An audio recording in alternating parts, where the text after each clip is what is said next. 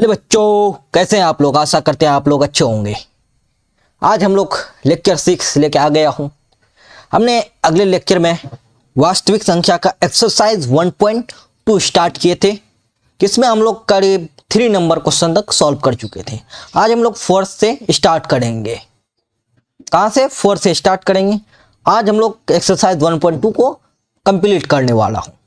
उसमें से हम लोग कुछ होमवर्क भी देंगे जो आप लोग को सॉल्व करना है। फिर हम लोग नेक्स्ट लेक्चर में एक्सरसाइज 1.3 स्टार्ट करेंगे। चलो स्टार्ट करते हैं।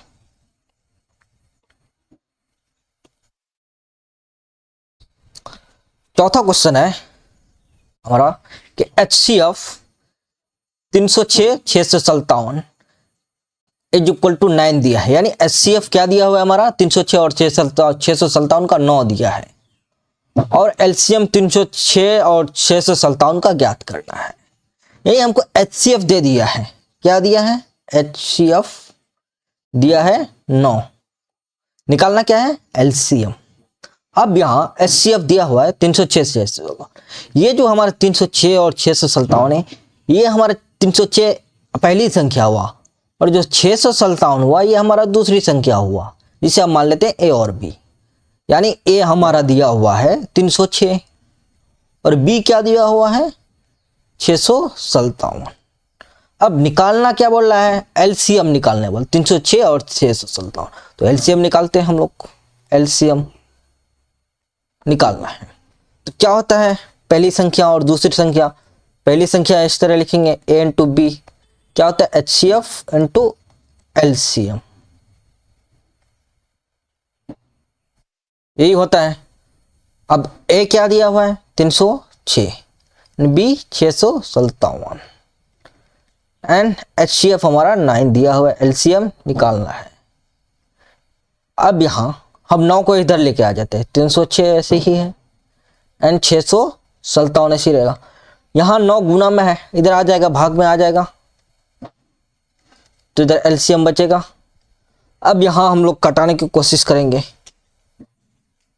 306 को कटाएंगे। 9 2 8 9 3 27, 9 3 27, 27 में 30 गया 3, 4 9 36 यानी 34। अब 34 into 657 is equal to LCM। अब दोनों को गुना करते हैं। दोनों को गुना कर देता हूं तो क्या बचता है? 657 गुना 34, 7 चौके 28, 2 5 चौके 20 22, 4 चौके 24 24 और 2 26 इंटू 7 3 14 21 1 5 21 5 15 30 17 6 18 18 और 1 19 8 1 3, यानी हमारा निकलता है 22 338 निकलेगा। सामने LCM यानी इज इक्वल टू LCM। तो हम लोग इस तरह लिखेंगे यहाँ LCM इज इक्वल टू क्या निकला? 22 338। ये हमारा आंसर हुआ, यही हमारा LCM निकल गया। LCM निकल गया 22 338 306 और 657 का। अब लोग आगे बढ़ते हैं। एक होमवर्क आप लोग के लिए क्वेश्चन है कि यदि HCF 48 90 इज इक्वल टू 6 हो तो LCM 48 90 का ज्ञात कीजिए।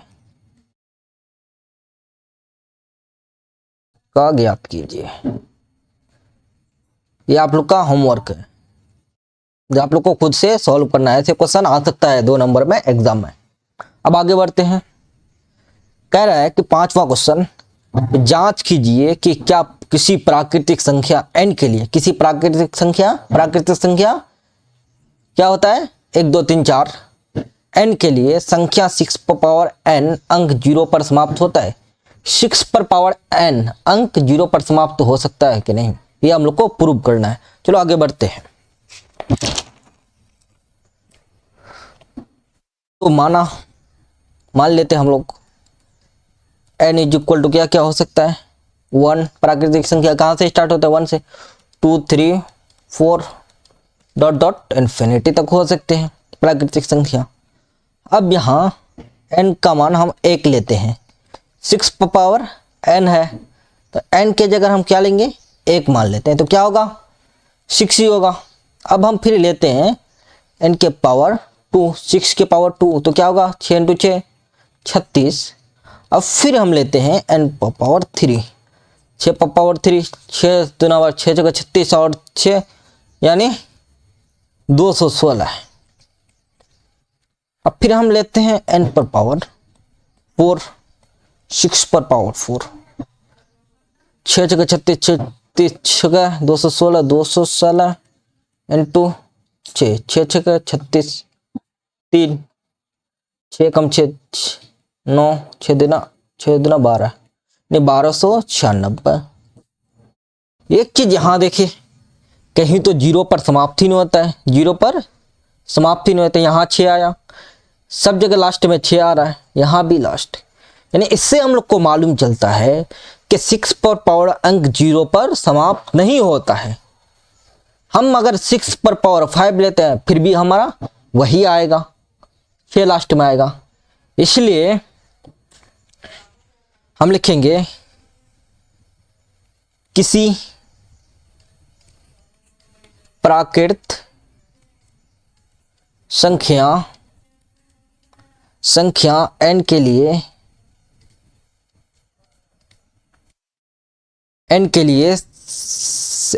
6 पर पावर n अंक 0 पर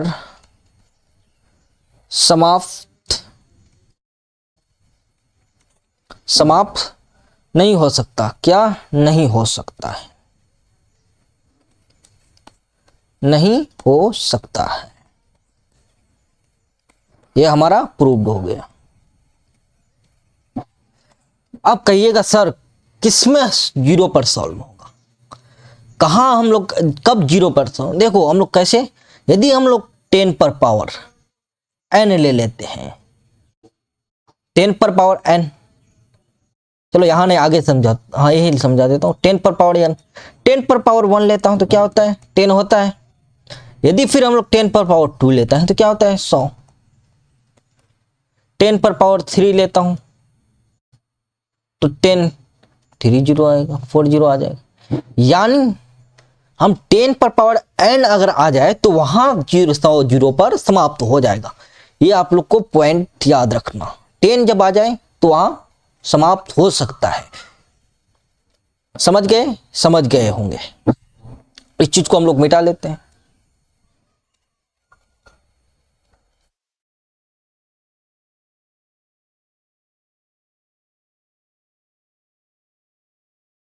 तो फिर हम लोग आगे बढ़ेंगे।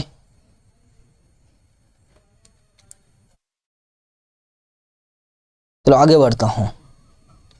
छठा क्वेश्चन है, व्याख्या कीजिए कि 7 इंटू 11 इंटू 13 प्लस 13 और 7 plus 6 plus 5 plus 4 plus 3, 7 into 6 into 5 into 4 into 3 into 2 into 1 plus 5 भाज्य संख्या क्यों है।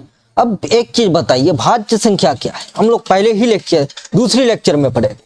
भाज्य संख्या क्या है, तो वह संख्या जो खुद से और अन्य संख्या से विभाज्य हो उसे हम लोग क्या बोलते हैं, भाज्य संख्या बोलते हैं। वही बोल रहा है कि यह संख्या भाज्य है कि नहीं, ये हम लोग को साबित करना है।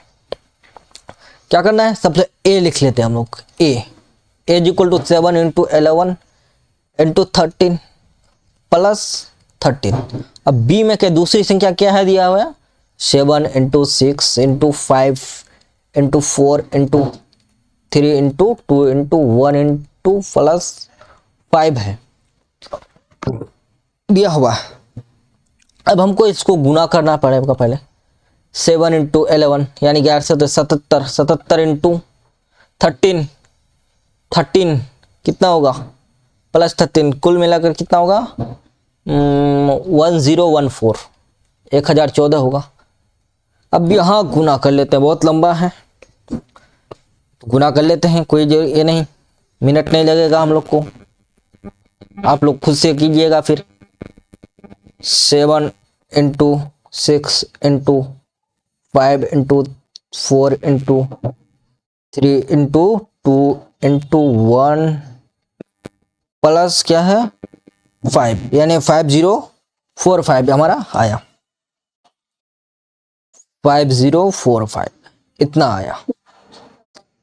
अब ये संख्या भाज्य है कि नहीं, विभाज्य है कि नहीं, ये भी कट रहा है, ये भी किसी से विभाज्य हो रहा है ना, किसी से भी हो सकता है, 5 से भी कर देंगे तो ये विभाज्य हो सकता है, यानी ये विभाज्य हो रहा है। तो इसलिए हम लोग लिखेंगे चूंकि 1014 एवं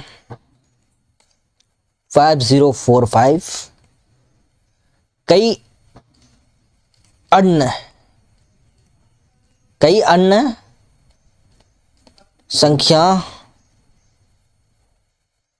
संख्या से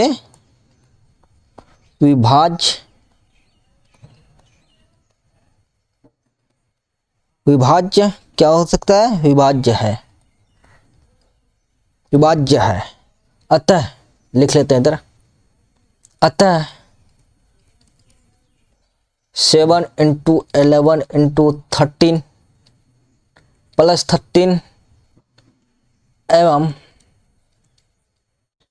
7 into 5 into 4, 7 into 6 into 5 into 4 into 3 into 2 into 1 plus 5 क्या है, एक भाज्य संख्या है। क्या है, भाज्य संख्या है, भाज्य संख्या है। ये हमारा सॉल्व हो गया, समझ गए। इतना आप लोग को एग्जाम में लिखना, जब भी आ जाए तो। जाहिर सी बात है कि जस्ट ऊपर आना, ये संख्या विभाजित नहीं होगा, आप लोग देख लीजिएगा, 2 से दीजिएगा विभाज्य हो जाएगा, ये भी विभाज्य हो रहा है, यानी ये भाज्य संख्या है, खुद से भी विभाज्य हो रहा है, किसी अन्य संख्या से भी विभाज्य हो रहा है, तो ये हमारा भाज्य संख्या है, यानी प्रूव्ड हो गया, प्रूव्ड यानी साबित कर दिया हम लोग कि है। चलो नेक्स्ट क्वेश्चन, लास्ट क्वेश्चन है, 7वां क्वेश्चन। कह रहा कि किसी खेल के मैदान में के चारों ओर एक वृत्ताकार पथ है, यानी सबसे पहले एक खेल का मैदान है, ये क्या है, खेल का मैदान है, ये क्या है, एक मैदान है, इसके चारों ओर एक वृत्ताकार पथ है, यानी एक वृत्ताकार सर्कल जैसा एक रास्ता है, मतलब पथ है, ये पथ। इस मैदान के एक चक्कर लगाने में सोनिया को 18 मिनट लगते हैं, यानी सोनिया को इस मैदान में कितना लगता है, सोनिया को 18 मिनट लगता है, 18 मिनट लगता है।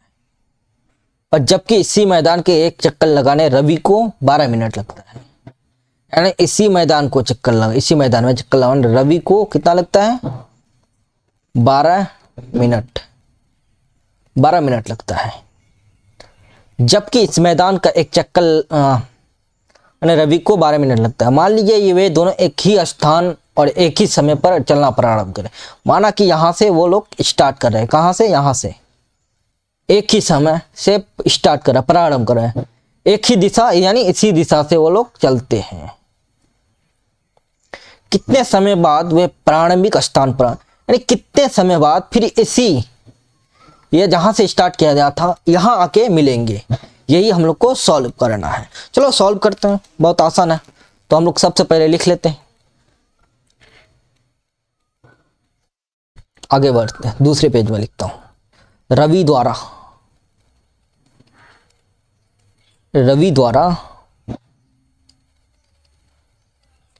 रवि द्वारा मैदान का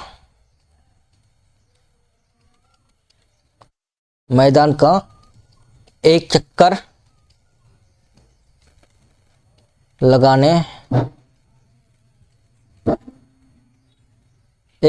लगाने में लगा समय कितना लगा था रवि को? 12 मिनट। 12 मिनट।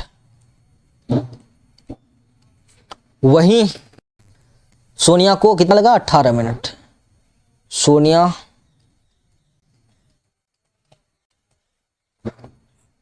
सोनिया द्वारा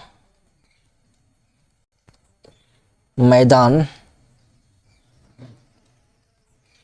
का एक चक्कर, यहां चक्कर छूट गया था, यानी एक चक्कर मैदान का एक चक्कर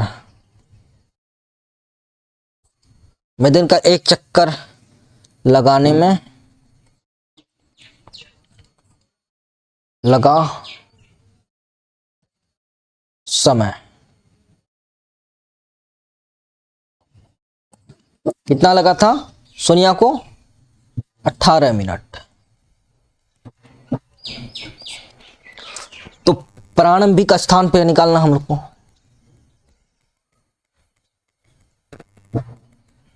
तो लिखेंगे पुनः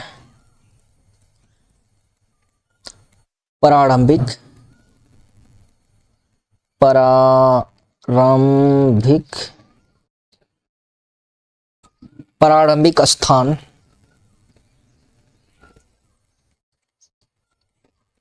पर मिलने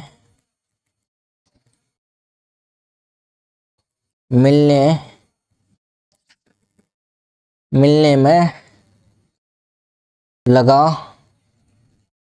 समय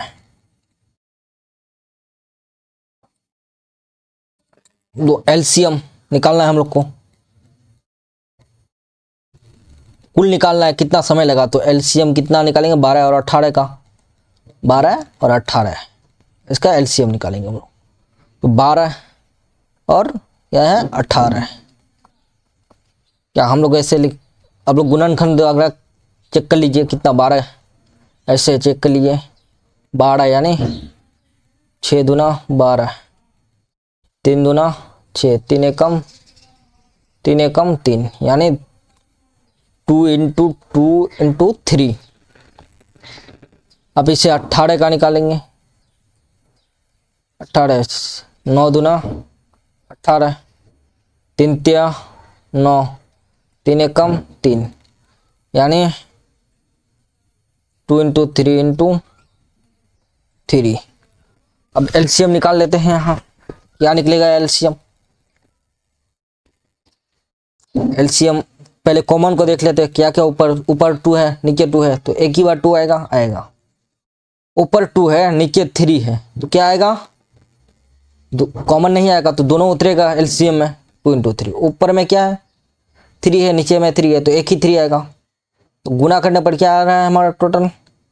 2 दूना 4, 4 तिया 12, 12 दूना 12 तिया 36 यानी 36 मिनट लगा। तो यहाँ लिख लेते हैं एलसीएम इज इक्वल टू कितना लगा? 36 मिनट, यानी कुल मिनट कितना लगा? 36 मिनट प्रारंभिक स्थान को पहुंचने में दोनों को लगा। कितना मिनट? 36 मिनट। यही हमारा क्या हुआ? आंसर हुआ। यदि आप लोग को कुछ डाउट है तो आप लोग कमेंट बॉक्स में जरूर बताइएगा। फिर हम लोग आज तक के लिए यहीं तक रखते हैं। फिर नेक्स्ट लेक्चर में हम लोग एक्सरसाइज 1.3 स्टार्ट करेंगे। चलो आज तक के लिए यहीं तक। यदि आप लोग वीडियो को पसंद आया है तो लाइक करें और सब्सक्राइब करना ना भूलें। आपका जो दोस्त 2027 में बिहार बोर्ड का एग्जाम देने वाला है उसको शेयर करना ना भूलें। तब तक के लिए धन्यवाद।